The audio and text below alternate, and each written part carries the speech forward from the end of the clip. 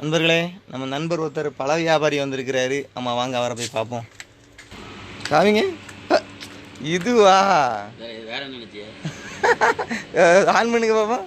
இதா இருக்குல்ல, ஆ, ஆன் பண்ண கத்து. Turn on. Play recording. கத்துதுல. ஆ, இது ஆஃப். ஆ, மறுபடியும் நம்ம இது பண்ணோம்னா இது ஆன் அமைக்கிட்டு ஆ. என்னதெல்லாம் சொல்ல எல்லா காய்கறியும் சொல்லிடுமா? எல்லாமே சொல்லலாம். இந்த ரெக்கார்டிங் Start recording. ரெக்கார்டிங் கேட்குது. ஆ, ஹலோ ஹலோ அப்படின்னு சொன்னா இந்த Play recording. அது போயிடும். இது பேசுறதுலாம் நீங்க தானா? ஆமா, நான் தான். இந்த நம்ம பேசுறோம்ல, அந்த பழம் அது விலை சொல்றது வேலை சொல்றதுலாம் நான் தான். நீங்க முதல்ல சொல்லி வீட்டுல இருந்து பதிஞ்சு கொண்டு வந்துருவீங்களோ? ஆமா.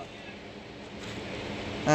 இது அது வந்து எப்படின்னு கேட்டீங்கன்னா செட்டு பேட்டரி கொஞ்சம் பவர் ஜாஸ்தி பேட்டரி போயிருதுன்னா செட்டு கொய்யாப்பழம் என்ன விலை? ஸ்பீக்கர் போயிருது. வேணா எடுங்க, 40 ரூபா போட்டு கொய்யாப்பழம் பக்கத்து வீட்லயே நிறையா காய்ச்சி கிடக்குது. டெய்லி வாக்கிங் போகிற ஆளுக்கு பறிச்சுட்டு வந்துருந்தாங்க.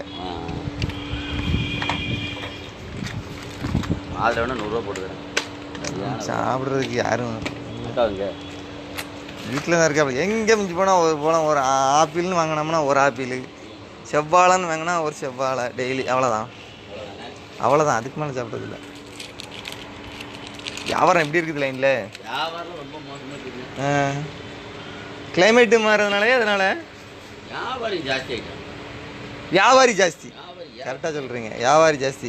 இந்த வண்டியில் போகிறவங்களாம் பிடிச்சிக்கல, அந்த கொரோனாவில் வியாபாரம் பார்த்தாங்க பற்றி எல்லாரும் அப்படியே ஸ்டாண்டர்ட் ஆகிட்டாங்க. அவன் 300 400 ரூபாய்க்கு சம்பளம் வேலை பார்த்தவன், இந்த கொத்தனார் வேலை பார்த்தவன் போகிறான். இல்லை டெய்லி பற்றி 700 800 சரியான கதை, அப்படியே செட்டில் ஆகிட்டாங்க. கையில் காசு வந்துடுது, அவங்ககிட்ட கை கட்டி நிற்கணும்.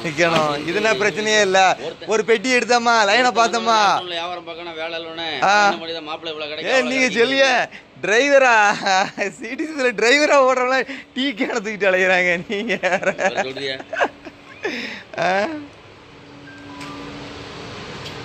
எல்லா வியாபாரமும் அப்படிதான் பிரிஞ்சிருச்சு எல்லாமே. வியாபாரம் கலைஞ்சிட்டு இப்போ ஒன்றும் இல்லை. மல்லிகை கடை ஒரு கடை, அது ஒரு கடை, அது ஒரு கடை. 10 வீட்டுக்கு ஒரு கடையா இருந்துச்சு, இப்போ 5 வீட்டுக்கு ஒரு கடையாச்சு. ஒரு இப்போ வீடு கட்டி இந்த டோட்டலாக ஒரு 5-6 வீடு கட்டியிருப்பாங்களா, அந்த வீட்டுக்குள்ளே அந்த காம்பவுண்ட் வீட்டுக்குள்ளே ஒரு கடையாயிருது. அப்புறம் என்ன பண்ண? அப்படியே எல்லாம் வியாபாரம் பெருத்துட்டான். பெருத்த உடனே வியாபாரம் போய் வியாபாரம் வர ஆரம்பிச்சு. சரி, ரைட்டு பார்ப்போம். ஒருத்தன் ஆப்பிள் எடுத்து 80க்கு போடுறான், ஒருத்தன் 100க்கு போடுறான். 100க்கு போடுறான். கிரீன் டெம்போக்காரன் என்ன இப்போ தான் 10 பெட்டி 15 பெட்டி எடுக்காங்களா? காசு வந்து லாபத்தை பார்த்தோன்னா என்ன கடை சேர்த்து ஒரு மாதிரி யாருன்னா 1.5 கிலோ 100 ரூபாய் தட்டி 1.5 கிலோ 100 ரூபாய் தட்டி 1.5 கிலோ 100 ரூபாய்க்கு வாங்கணும் கல். அது அந்த என்ன எப்படி பழம் இருக்குன்னு பார்க்கறது இல்லை, தெரியும். அது அவளுக்கு தெரியுறது இல்லை. அப்படி எல்லாரும் வியாபாரத்தை கலைச்ச உடனே வியாபாரம் கலைஞ்சிருச்சு. அதாவது இந்த நம்ம லைன்ல வியாபாரம் பண்றவங்க கூட தப்பிச்சுக்குவோம். அந்த பழக்கடை வச்சிருக்கோம், பழக்கடைலாம் ரொம்ப கஷ்டம். ஏன் உங்களுக்கு அது எல்லாம் வித்தா காசு எடுத்துடலாம், கிடந்துருச்சுன்னா வாடகை கொடுத்துலாம். பழக்கடை வச்சுக்கலாம். ஸ்கீம்ல போடுறது தவிர அந்த வாரத்துக்கு ஒரு ஸ்கீம் கொண்டு வருது. அந்த பழத்தெல்லாம் வித்துறது, வியாபாரத்தை தட்டி அந்த ஒரு நேக்கு வச்சாதான் அப்புறம். ஆமா, இதுல நல்ல ரேட்டுக்கு வச்சு வித்துறது. அந்த லாஸ்ட் ஒரு நாள்ல கம்மியா போட்டு கழிவுகள் அது இதுன்னு வரும்ல, வந்தது போனது அந்த மொத்தமா தட்டி ஸ்கீம் வெள்ளிக்கிழமை ஸ்கீம் அப்படின்னு போட்டு வித்துறது. போட்டு விட்டு அன்னைக்கு ஒரு நாள் அந்த கடையை பேர் சொல்ற மாதிரி, அன்னைக்கு ஒரு நாள் பேர் சொல்லி அப்படி கணக்கு வச்சிருக்காங்க. எல்லாம் அப்படிதான்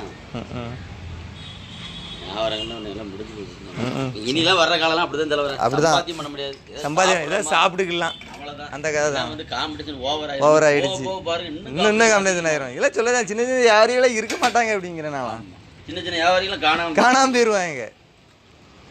எல்லாம் பெரிய பெரிய ஸ்டோர்ல பெரிய பெரிய கடை. உங்களுக்கு இப்போ பாருங்க, இப்போ ஃபுல்லாக ஆன்லைனில் பர்ச்சேஸ் பண்ணி எல்லாமே வீட்டில் இருந்தே ஆன்லைன் பர்ச்சேஸ் பண்ணிடுறாங்க, கொண்டு போய் கொடுத்துருதான் அவன் பாட்டில். ஏரியாவோட காய் கடை வந்து 3 கடை 4 கடை தான். நான் இப்போ 18 காய் கடை இருக்குது. நல்லாம்பழம் ஏரியாவுக்குள்ள 18 காய் கடை. இப்போ என்ன சொல்ல,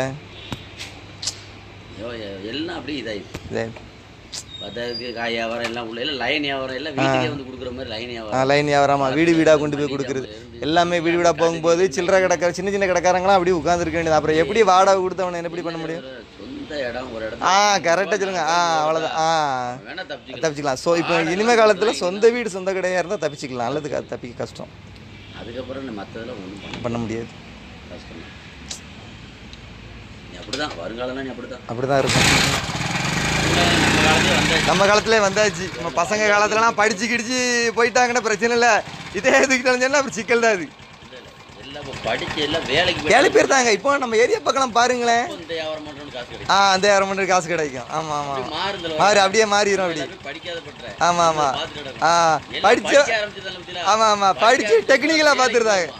வேலைக்கு போட்டா இதுக்கு ஆள் இருக்கு, இதுக்கு ஆள் இருக்காது, இங்க வியாபாரம் இருக்கும். வியாபாரம் இருக்கும், அதே மாதிரி கடையும் பெருத்துரும். கடையும் பெருத்துரும். கணக்கு வரும். ஆமா ஆமா, ஒன்றும் கிடையாது. எக்ஸாம்பிள் பாருங்க, மரவள்ளி கிழங்கு முதல்ல ஒரு 100 கிலோ கிழங்கு எடுத்துக்கிட்டோம்னா 1 மணிக்கெல்லாம் வித்து போகும். டெய்லி 10,000 ரூபா 1000 ரூபாய் கிடைக்கும். இப்போ என்னன்னு கேட்டீங்கன்னா, இந்த குழந்தைங்க பெருசா அந்த வயசான ஆளுக்கெல்லாம் சுகர் அது சாப்பிட்றது இல்லை. குழந்தைங்களும் விரும்புறது இல்லை. பேலு எக்கு காளான் இதெல்லாம் தின்னுட்டு கிழங்கு வியாபாரம் குறைஞ்சு போச்சு. இப்போ இந்த கிழங்கு அதிகம் வாங்குறது இல்லை. 100 கிலோ கிழங்கு இருக்கிற இடத்துல 40 கிலோ கிழங்கு தான் விற்கும். கேட்டா குழந்தைங்க சாப்பிட்றது இல்லை அப்படிங்கிறாங்க. சாப்பிட்றதுன்னா ஒரு 1/2 கிலோ இருந்தா கொடுங்க அப்படிங்கிறாங்க. அது 1/2 கிலோ மேடை போட ஷார்டேஜ்லேயே போயிடும். 1/2 கிலோக்கு 600 ரூபா போயிடும். அது அந்த தலைமுறை மாறுதான். கிழங்கு சேல்ஸ் குறைஞ்சு போகுது. அதான் சாப்பிட்றதுல ஆமா. இப்போ அதெல்லாம் யார் சாப்பிட்றா? இப்போ எல்லாம் ஜூஸ் அடிச்சு குடிச்சிட்டு போயிருந்தாங்க. யாருக்கு அடிச்சு வெட்டிட்டு கிடக்குறா? அடிச்சு வேலைக்கு போனாங்கன்னா இந்த வியாபாரம் கொஞ்சம் இதாகும். ஆமா, அதுக்கு ஏற்ற மாதிரி கடையும் ஜாஸ்தியாயிரும். தொட்டதுக்கெல்லாம் கடை விழுந்துரும். ஹோல்சேல் கடை ஒரு கடை இருக்குன்னு வைங்களேன். நீ வேற உங்க பையன் கடத்துல பாருங்க, ஹோல்சேல் கடை 5 கடை. இப்பவே பாருங்க எத்தனை கடை இருந்துச்சு. வடவெளியில நிறைய கடை வந்துட்டேன்.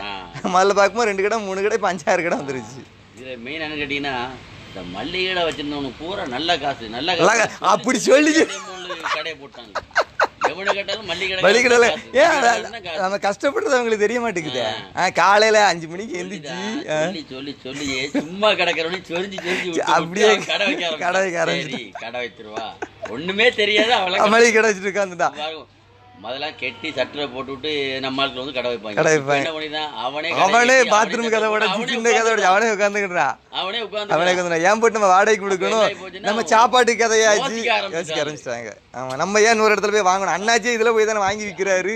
அண்ணாச்சி ஃபர்ஸ்ட் கடையை கட்டி கொடுத்தா அண்ணாச்சி அவன் இடத்தையும் சேர்த்து வாங்குற காலம் போய் இவளுக்கு நம்ம இடத்துல வந்து நமக்கே வாடகை கொடுத்து நம்ம இடத்தையே வாங்குறான்ல அப்படின்னு அவங்களே உட்காந்து பில்டிங் வாடகை அப்படின்னு. ஆமா, அப்படி ஆகி போச்சு.